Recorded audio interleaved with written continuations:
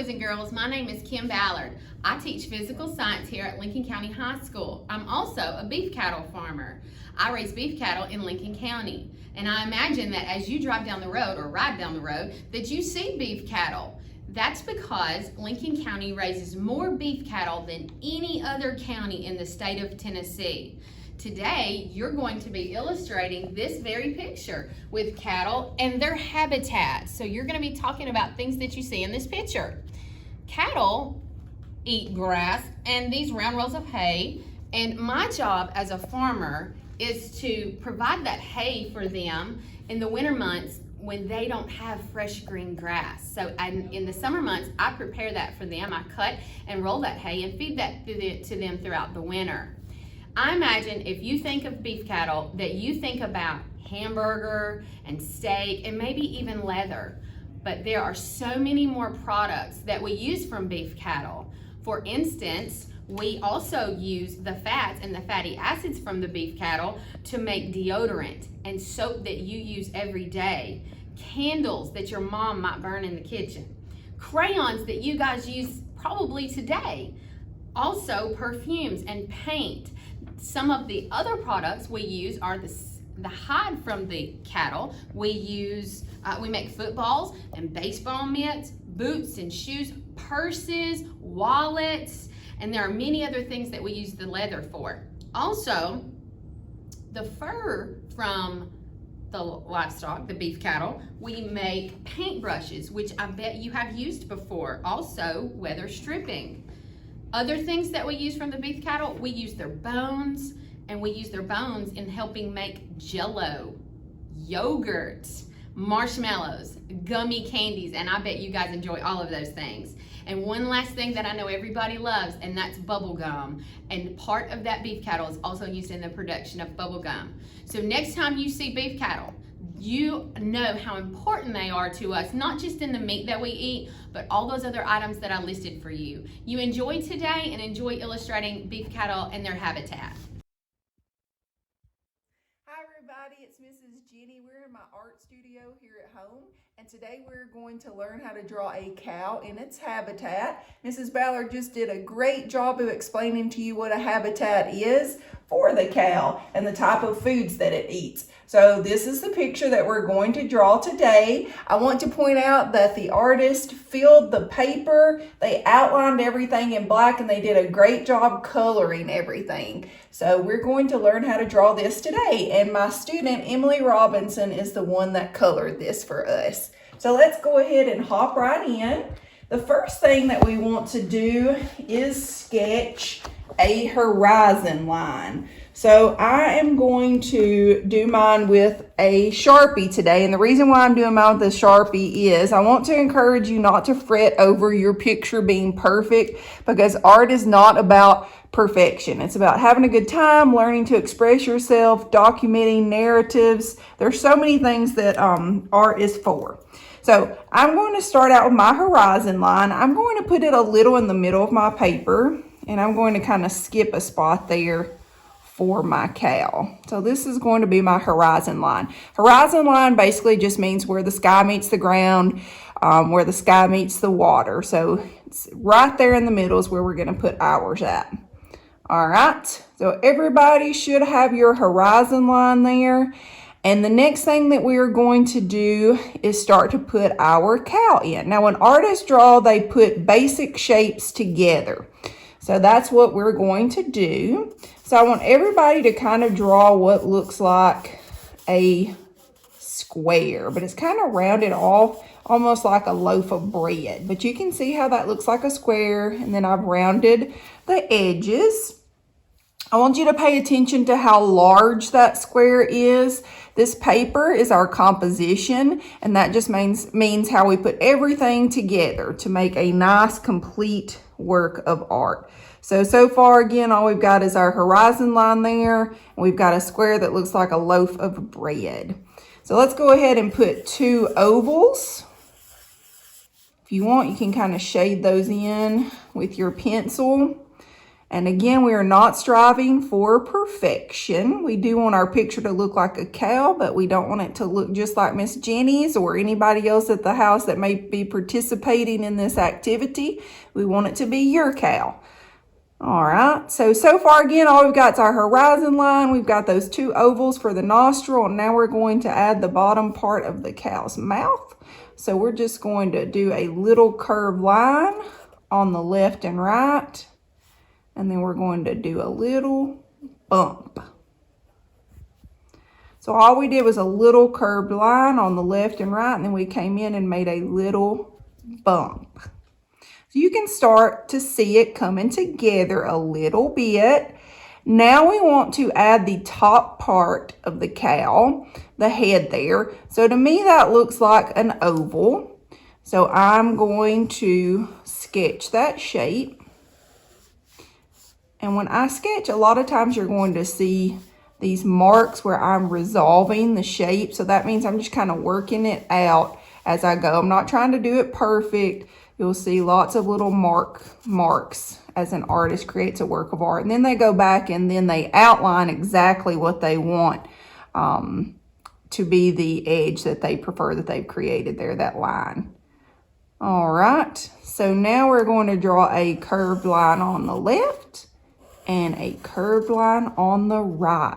So let's talk again about the lines that we've got on here. We've got our horizon line. We know that's where the top meets the bottom, where the sky meets the land. We've got our curved square that looks like a loaf of bread.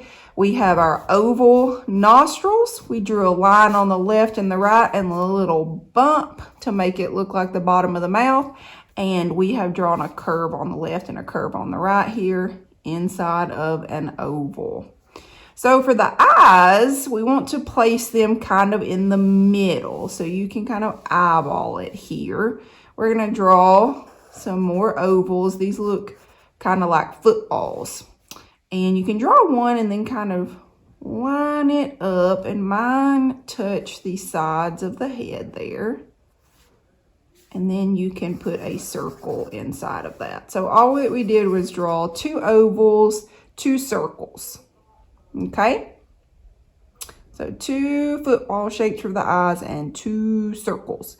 I wanted to give mine a little bit of hair on the top, so you can just do like a little whoopity-woo there. Give him a little hair to do, make him look a little funky. And now we're going to add our ears. So when I draw my ears, I want to make sure I'm drawing them above the eye. So I'm going to take my pencil and go up and draw a curved line on the left.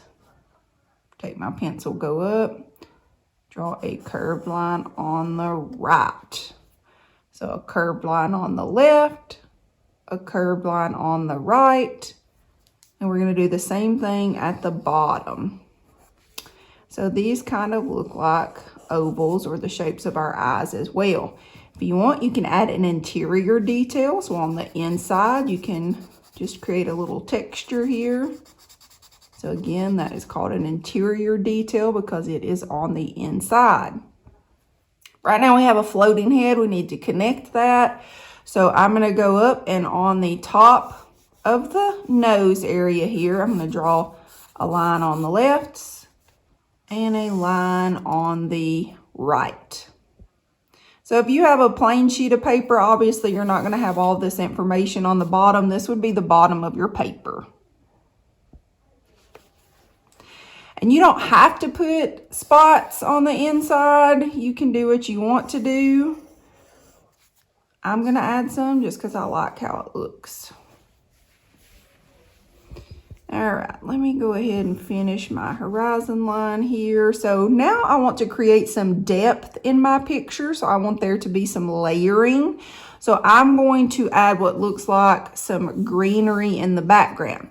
So I'm going to make it kind of look like bushes. So I'm just going to do like some little bumps all the way across. Like so. So I extended that from one side of my paper all the way to the other.